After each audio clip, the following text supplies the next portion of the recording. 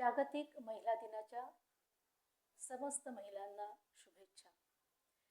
सचिन जाधव लिखित. ऐकूया कशा आणि कोण होत्या महाभारत आणि रामायणातील स्त्रिया. एका स्त्रीची महत्वाकांक्षा किती भयान असू शकते ते अंबाकडून शिकावं. ती स्वतःच्या प्राणासाठी भीष्माने केलेल्या अपमानाचा बदला घेण्यासाठी पुन्हा पुन्हा जन्म घेते. सीता स्वयंवरात ठेवण्यात आलेला शिवधनुष्य फक्त श्रीरामानेच भेदला असं नाही. सीता तेव्हा फक्त 10 वर्षाची होती तेव्हा सीतेने हा शिवधनुष्य भेदला होता. म्हणजेच एकंदर इतकी ती सामर्थ्यवान होती की पुढे सीतेला तिच्या इतका सामर्थ्यवान वर मिळावा म्हणून जनक राजांनी शिवधनुष्याची अट ठेवली होती. देव असुरांच्या युद्धात दशरथ यांच्यासोबत राणी कैकेयी देखील रणांगणात उतरली. या भयंकर संग्रामात कैकेयीने दशरथांचे प्राण वाचवले म्हणून तिचं धैर्य विशेष मानलं जातं. लढाई दरम्यान दशरथ राजा गंभीर जखमी झाले आणि त्यांच्या रथाचं चाक सैल झालं. त्या निर्णायक क्षणी कैकेयीनं विलक्षण धैर्य दाखवलं. रथाच्या चाकाला धरून ठेवणाऱ्या खिळ्याच्या जागी तिने स्वतःचे बोट घातले आणि रथ कोसळू दिला नाही. त्यामुळे रथ स्थिर राहिला आणि दशरथांचे प्राण वाचले. द्रौपदी ही महाभारतातील सर्वात प्रभावी स्त्री मानली जाते. कुरु दरबारात तिचं वस्त्रहरण करण्याचा प्रयत्न झाला तेव्हा तिने फक्त स्वतःसाठी नाही तर न्याय आणि धर्मासाठी प्रश्न विचारले. तिने भीष्म, द्रोण, धृतराष्ट्र यांच्यासारख्या मोठ्या पुरुषांना सरळ विचारलं, धर्म काय आहे? त्या क्षणी संपूर्ण दरबार शांत झाला. तिचा आत्मसन्मान आणि न्यायासाठीचा आवाज इतका प्रखर होता की तोच महाभारताच्या युद्धाचं एक मोठं कारण ठरला. सरस्वती ही संपूर्ण कुरुवंशाच्या इतिहासाला आकार देणारी स्त्री होती. तिच्या निर्णयांमुळेच भीष्मांनी आजन्म ब्रह्मचार्याची प्रतिज्ञा घेतली. पुढे कुरुवंश टिकवण्यासाठी व्यासांद्वारे संतती निर्माण झाली. म्हणजेच महाभारताची संपूर्ण कथा तिच्या निर्णयांमुळे पुढे सरकली. गांधारी ही अत्यंत कठोर व्रताची स्त्री होती. तिचा पती धृतराष्ट्र आंधळा होता म्हणून तिने स्वतःही आयुष्यभर डोळ्यावर पट्टी बांधली. तिने 100 पुत्र गमावले तरी देखील ती धर्म आणि सत्याची भाषा बोलत राहिली. युद्धानंतर तिने कृष्णाला देखील शाप दिला, इतकी तिची नैतिक ताकद होती. सुभद्रा ही कृष्ण यांची बहीण आणि अर्जुन यांची पत्नी. तिच्या आयुष्यातील सर्वात मोठी गोष्ट म्हणजे अभिमन्यूचं संगोपन. अभिमन्यूच्या वीरतेमागे त्याच्या आईचे संस्कार होते. महाभारतात सुभद्रा शांत दिसते पण ती कृष्णासारख्या राजकीय बुद्धिमत्तेच्या घरात वाढलेली स्त्री होती. उलुपी ही नागकन्या होती आणि अर्जुनाची पत्नी होती. युद्धानंतर एक प्रसंग येतो जिथे अर्जुन आपल्या पुत्र बभ्रुवाहनकडून पराभूत होतो आणि मृत्यू समान स्थितीत जातो. तेव्हा उलुपीने नागमणीच्या शक्तीने अर्जुनाला पुन्हा जिवंत केले. म्हणजेच अर्जुनाचे प्राण वाचवणारी स्त्री उलुपी होती. चित्रांगदा ही मणिपूरची राजकन्या, योद्धा आणि अर्जुनाची पत्नी. ती फक्त राणी नव्हती, ती स्वतः युद्धकला जाणणारी आणि राज्य चालवणारी शासक होती. तिचा पुत्र बभ्रुवाहनने पुढे महान योद्धा म्हणून नाव कमावले.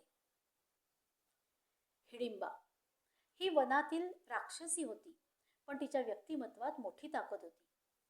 तिने भीमाशी विवाह केला आणि घटोत्कचासारखा महान योद्धा जन्माला घातला. कुरुक्षेत्राच्या युद्धात घटोत्कचाने केलेला पराक्रम इतका मोठा होता की त्याने कर्णाचे दिव्य अस्त्र खेचून घेतले, ज्यामुळे अर्जुन वाचला.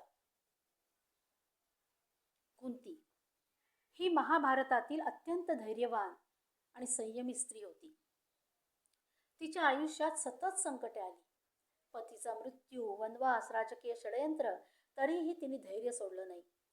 तिने पांडवांना धर्म, संयम आणि संकटात टिकून राहण्याची शिकवण दिली. कर्ण हा तिचा पुत्र असल्याने सत्य मनात ठेवूनही तिने धर्माची बाजू सोडली नाही. तिच्या सहनशक्ती आणि निर्णयामुळेच पांडव संकटातून उभे राहिले. म्हणून कुंती ही महाभारतात धैर्य, त्याग आणि मातृत्वाचं प्रतीक मानली जाते. उत्तरा मत्स्य देशाचा राजा विराट यांची कन्या आणि अभिमन्यूची पत्नी. कुरुक्षेत्राच्या युद्धात अभिमन्यू मृत्युमुखी पडला तेव्हा ती गर्भवती होती. अश्वत्थाम्याने सोडलेल्या ब्रह्मास्त्रामुळे तिच्या गर्भातील बालक धोक्यात आले. कृष्णाने त्या बालकाचं रक्षण केलं आणि पुढे तोच बालक परीक्षित झाला आणि कुरुवंशाचा वारसा पुढे चालू राहिला. लक्ष्मण ही दुर्योधन यांची कन्या होती. लक्ष्मणा महाभारतातील स्त्रिया इसवी सन पूर्व सुमारे 5000 वर्षापूर्वी अनेक बाबतीत आधुनिक विचारांच्या दिसतात. लक्ष्मणाने सांब यांच्यावर प्रेम केले. परंपरागत राजकीय लग्नाला न जुमानता त्यांच्यासोबत पळून जाऊन विवाह केला. या घटनेतून त्या काळात देखील स्त्रिया स्वतःच्या आयुष्याबाबत निर्णय घेण्याचे धैर्य दाखवित होत्या हे स्पष्ट दिसते. लोपामुद्रा ही अगस्त्य ऋषींची पत्नी होती. तिचा उल्लेख महाभारताच्या वनपर्वात येतो. त्या काळात ती अत्यंत ज्ञानी आणि विदुषी स्त्री म्हणून ओळखली जात होती. तिच्या विद्वत्तेमुळे तिला ऋषींच्या तोडीचं स्थान मिळालं. अनेक ठिकाणी तिला महर्षींच्या समकक्ष मान दिला गेला, ज्यामुळे लोपामुद्रा ही प्राचीन भारतातील ज्ञान, तप आणि बुद्धिमत्तेचं प्रतीक मानली जाते. भानुमती ही दुर्योधन यांची पत्नी. परंपरागत कथांमध्ये भानुमती अत्यंत धैर्यवान आणि कुस्ती युद्धकलेत पारंगत असल्याचं वर्णन आहे. काही आख्यायिकांनुसार भानुमतीने कुस्तीच्या सरावात स्वतः दुर्योधनाला पराभूत केलं होतं. त्यामुळे तिचं शौर्य आणि शारीरिक सामर्थ्य हे खूप प्रसिद्ध आहे. हा प्रसंग दाखवतो की महाभारतकालीन समाजात काही स्त्रिया युद्धकला, शौर्य आणि सामर्थ्यात देखील पुरुषांच्या बरोबरीने उभ्या राहत होत्या. सत्यभामा कृष्णासोबत युद्ध करणारी पराक्रमी राणी. सत्यभामा ही कृष्ण यांची पराक्रमी पत्नी मानली जाते. नरकासुराविरुद्धच्या युद्धात ती कृष्णासमोर रणांगणात उतरली होती. पुराण कथांनुसार युद्धादरम्यान कृष्ण काही क्षणांसाठी अचेत झाले. तेव्हा सत्यभामाने धैर्याने शस्त्र उचलले आणि असुर राजा नरकासूर याचा वध केला. हा प्रसंग दाखवतो की त्या काळातही स्त्रियांना धैर्य, युद्धकला आणि पराक्रमात त्या पुरुषांच्या बरोबरीनेच उभ्या राहत होत्या. जालंधरा हिचा उल्लेख काही महाभारताशी संबंधित परंपरा आणि कथांमध्ये आढळतो. ती भीम यांची एक पत्नी मानली जाते. जालंधरा एका राजघराण्यातली कन्या होती. तिच्या विवाहामुळे पांडवांचे अनेक राज्यांशी राजकीय संबंध निर्माण झाले. विजया ही सहदेव यांची पत्नी. ती मद्र देशाच्या राजघराण्यातील राजकन्या. महाभारतात तिचा उल्लेख फार मोठ्या प्रमाणात नसला तरी पांडवांच्या कुटुंबातली स्त्री म्हणून तिचंही महत्त्व आहेच.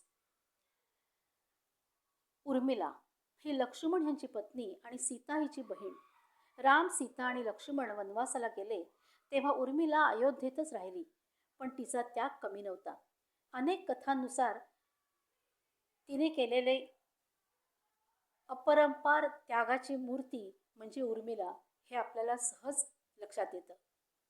अशा असंख्य स्त्रिया महाभारतामध्ये आणि रामायणामध्ये आपल्याला दिसतात आणि म्हणूनच आपण म्हणू शकतो की अगदी फार पूर्वीपासून स्त्री ही महापराक्रमी होती, उच्च शिक्षित होती आणि प्रसंगानुरूप पुरुषांच्या बरोबरीने उभी राहणारी होती.